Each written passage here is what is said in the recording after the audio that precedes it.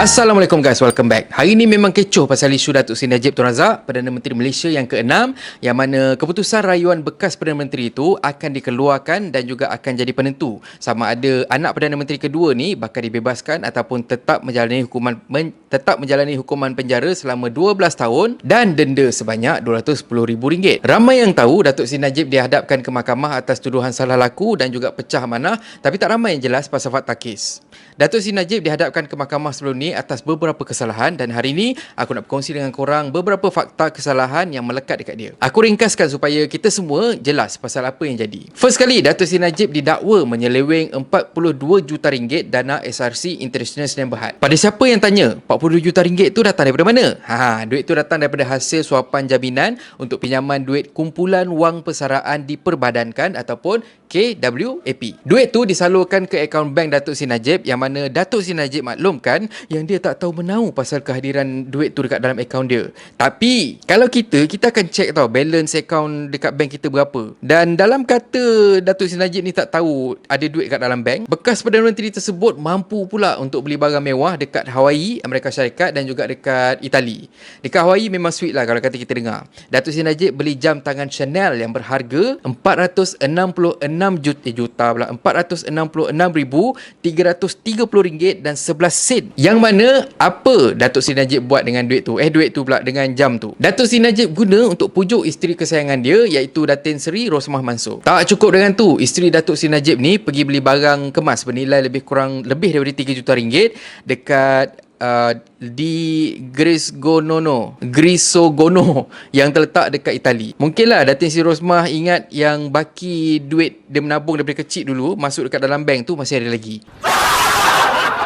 Dan poin seterusnya sebenarnya buatkan aku rasa aku nak pasang impian untuk jadi Perdana Menteri. Sebahagian duit yang diterima digunakan untuk kegunaan peribadi, antaranya renovate rumah dekat Kuala Lumpur. Masalahnya, macam aku nak beli almari pun, aku check dulu balance aku dekat dalam bank ada berapa ringgit dan fikir cukup tak untuk aku survive bulan tu kalau kata aku beli barang ekstra macam ni. Dan satu lagi fakta, aku rasa boleh jadi impian untuk kita semua untuk jadi Perdana Menteri. Sebahagian duit dekat dalam akaun Datuk Seri Najib tu digunakan untuk bayar hutang kad kredit dan juga pinjaman-pinjaman atas nama dia. Korang bayangkanlah betapa leganya hati kita kalau kata kita dapat bayar habis installment Honda EX5 kita. Jadinya kalau kata korang rasa korang nak bebas daripada hutang, korang cubalah apply untuk jadi Perdana Menteri. Akhir sekali, yang ini aku puji Datuk Seri Najib sebabnya walaupun dia tak tahu dalam bank dia ada berapa lagi balance, dia tak pernah lupakan kawan-kawan dan juga persatuan dia. Bukti dia, Datuk Seri Najib keluarkan cek untuk parti-parti komponen dekat bawah BN. Jangan cakap bosku tak payung. Kalau macam kita lah dapat duit sikit, flex pergi Maldives, pergi mana, pergi UK, pergi Paris dan sebagainya. Tapi hutang member pun buat bodoh.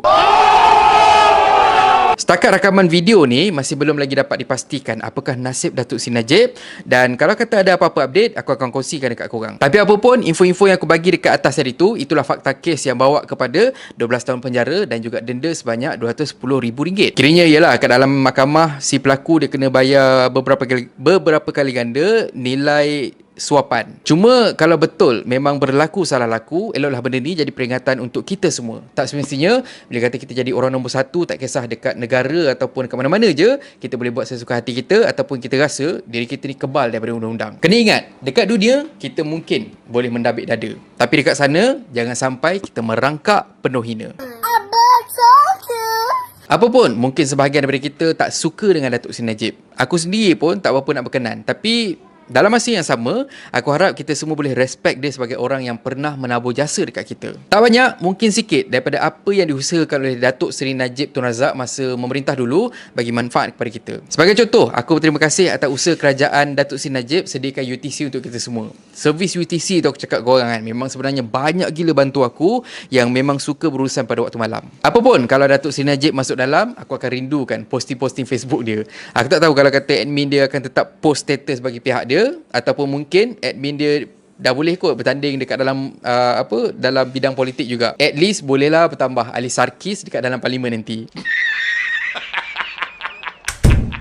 Dan air kata pepantun, walau tinggi jawatan kita, kita tetap manusia biasa. Jadi ketua besar dugaannya. Salah kira menjawab di sana. Dan kalau korang suka konten yang ada dalam channel ni, please consider to subscribe. Okay, so thank you very much for watching and have a nice day. Assalamualaikum.